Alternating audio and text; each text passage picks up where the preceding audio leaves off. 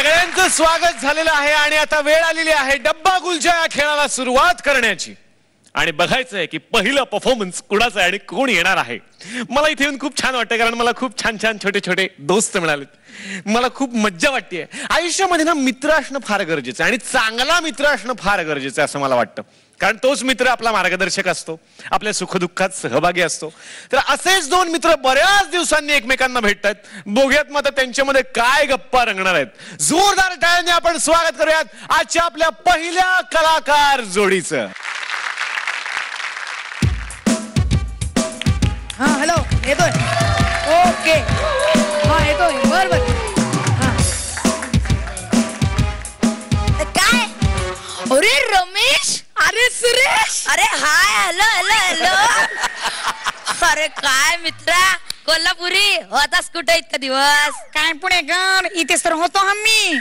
इथेच होतास तर मग माझ्या वाढदिवसाला का नाही आलास? तुला निमंत्रण पत्रिका पाठवली होती मी. काय बोलतो लागा?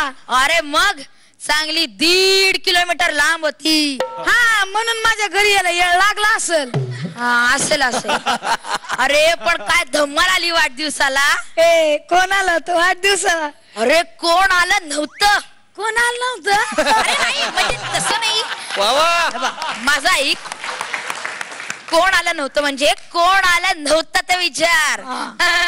शाहरुख खान आला होता, उत्तरी आमिर खान, नंतर आपला सलमान खान, नंतर आपला साजिद खान. हा म्हणजे सगळी खानावर आली होती म्हण ना. असं म्हण पाहिजे तर. आणि माझा बर्थडेचा केक फुटबॉल असतो ना, फुटबॉल. फुटबॉल एवढा? अरे नाही रे, त्या फुटबॉलला मार लात. फुटबॉलचा स्टेडियम एवढा मोठा होता.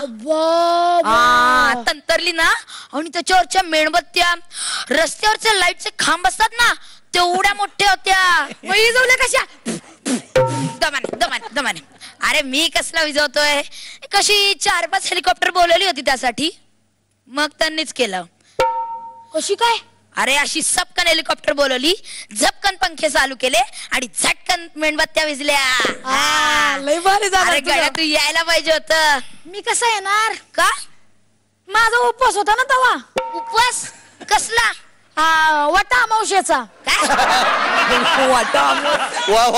वटा अमावस्या. अच्छा. एक 4 विहिरी लिंबू सरबत पिलं. 4 विहिरी लिंबू सरबत? अरे पण केलं कसं? अख्खं लिंबाचं झाड पिळलं. चाल. अख्खा साखर कारखाना वतला आणि 4-5 पातेली खिचडी खाल्ली. बस झालं. हा जरा डाएट वर आहे ना. काय तू हे? अरे माझे बाबा उपवासाला एखादी केळ्याची बाग, शेंगदाण्यांची 4 शेत संपवतात, बस जास्त काय नाही. लय ग्रेट आहे तर तुझं बाबा. आहेतच. माझं बाबा म्हणलं लय ग्रेट आहेत. हो, एकदा दुपारचं जेवले आणि वर गेले. अरे गेले म्हणजे गेले नाहीत, गच्चीत गेले. असं म्हणणं. असं आकाशाकडे बघत बसले होते. मुंबईचं इमान चेन्नईला चाललेलं, दिल्लीचं इमान कलकत्त्याला चाललेलं. आता दोघांची टक्कर होणार. लय डोक्याला ती बाबाला आमच्या. लय लय आता दोघांची टक्कर होणार. बाबाला कळलं. बाबा उठला. मुंबईचं इमान या चिमटीत धरलं, दिल्लीचं इमान या चिमटीत धरलं. गर गर गर गर फिरवलं, दिलं सोडून. मुंबईचं इमान मुंबईला, दिल्लीचं इमान दिल्लीला.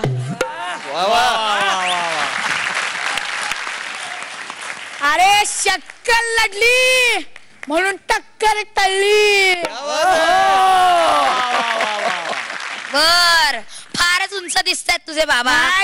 अरे पण माझे बाबा पण काही कमी नाही. तुला एक किस्सा सांगतो. एकदा असे बाबा मस्तपैकी आरामात झोपले होते आणि एक मुंगी त्यांना कचकचून चावली. हा अशाच वेदनेने ते खाडकन उठले तर त्यांना काय भाजलं रे. काय भाजलं? तेच बघण्यासाठी त्यांनी मान वळवली तर सूर्य अरे इतक्या जवळ असा होता. अरे असा इथे. मग काय केलं बाबांनी? मग काय, जाम भाजलं होतं ना. असं जरा हात लांब केला, चंद्र घेतला, जरा चोळला. क्या बात आहे. तेव्हा कुठे त्यांना बरं वाटलं आणि मग परत जागच्या जागी ठेवून दिला. जा रे बाबा. ठीक आहे ठीक आहे, पण माझ्या बाबांचा कोण पोळ्यात हातच नाही धरू शकत. माझ्या बाबांचं पोहण्यात कोणी पाय नाही धरू शकत. माझ्या बाबांनी कुतुंबिदांवरून यमुना नदीत उडी मारली, थेट बंगालच्या उपसागरात निघाले. एवढंच? अरे माझ्या बाबांनी उत्तर ध्रुवावरनं उडी मारली डायरेक्ट पॅसिफिक मध्ये आणि निघाले होनोलुलु मधनं. होनोलुलु हे काय? तुला होनोलुलु नाही माहिती? नाही. हे बघ असे हात कर. हो हो नो नो लू लू लू लू हो नो लू लू. होनोलुलु. हा तेच ते. अरे मग तिकडनं उडी मारली डायरेक्ट अरेबिक समुद्रात आणि निघाले आपल्या गिरगाव चौपाटीवरून.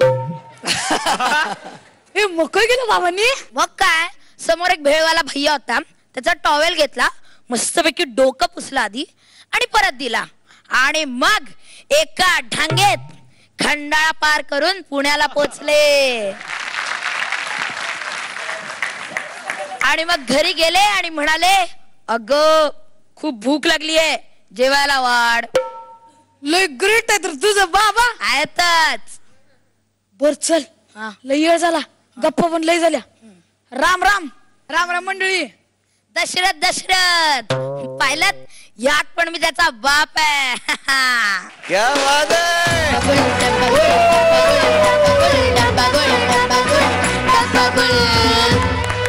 जोरदार टाळ्या झाल्या पाहिजेत. क्या बात है. वा वा वा वा वा. बरं पियुष, तुझं वय काय? मी आता 13 वर्षांचा झालोय. झालास 13 वर्षांचा. हो. आणि तुला घरामध्ये कुठल्या नावानं हाक मारतात? म्हणजे लहानपणी निनू म्हणून मारा. काय काय? निनू. कधी लहानपणी? मग तू आता मोठा झाला. हो म्हणजे आता काय म्हणतात मग? आता पियुष. आता पियुषच म्हणतात. हो. मग याला आपण निनू म्हणूयात का सगळे मिळून? हो चला ह्याचं नाव निनू आजपासून. निनू निनू. बरं, निनूला लहानपणी म्हणायचं असं त्याचं म्हणणं आहे. त्याला काय ऑब्जेक्शन नाही ना? आम्हाला तो लहानच वाटतोय त्यामुळे निनूच. बरं, आता हा जो काही कोल्हापुरी बोलत होता, तर कोल्हापुरी तुझं नाव सांग सगळ्यांना. काय? माझं नाव प्रतीक राजेंद्र जोशी. ओहो, प्रतीक जोशीसाठी जोरदार टाळ्या झाल्या पाहिजेत. तुझी शाळा? सीताबाई पटवर्धन हायस्कूल कुरुंदवाड. कुरुंदवाड. म्हणजे मी करेक्ट ओळखलं भाषेवरून, बरं का? आणि मला सांग, तुझं वय किती आहे?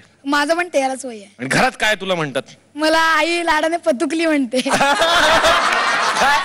काय म्हणतात? पतुकली. आई लाडानं पतुकली म्हणते. आणि बाबा? बाबा पतू म्हणतात. पतुकली पतू. मग याला आपण काय म्हणायचं तुम्ही सांगा सगळेजण. आपण पतुकली पतुकली पतुकली पतुकली रे रे रे. येस, हा आमचा पतुकली आहे. तर याला आपण काय म्हटलं? निनू. निनू आणि पतुकली याचा परफॉर्मन्स आपल्या परीक्षकांना कसा वाटला हे विचारूयात. निनू आणि पतुकली, खरंच तुम्ही 13 वर्षांचे आहात हे वाटत नाही, कारण हा जो ऍक्ट तुम्ही केलात ह्याला बतावणी असं सुद्धा म्हणतात. तुम्ही दोघांनी खूप छान केलात. तुमच्या दोघांचं टायमिंग खूप छान आहे. क्या बात आहे. तुमचं कौतुक. Very good. थँक्यू. वा, निनू आणि पतुकली, सगळ्यांचा डब्बागुल असाच करत राहा. तुम्हाला खूप साऱ्या शुभेच्छा. जोरदार टाळ्या.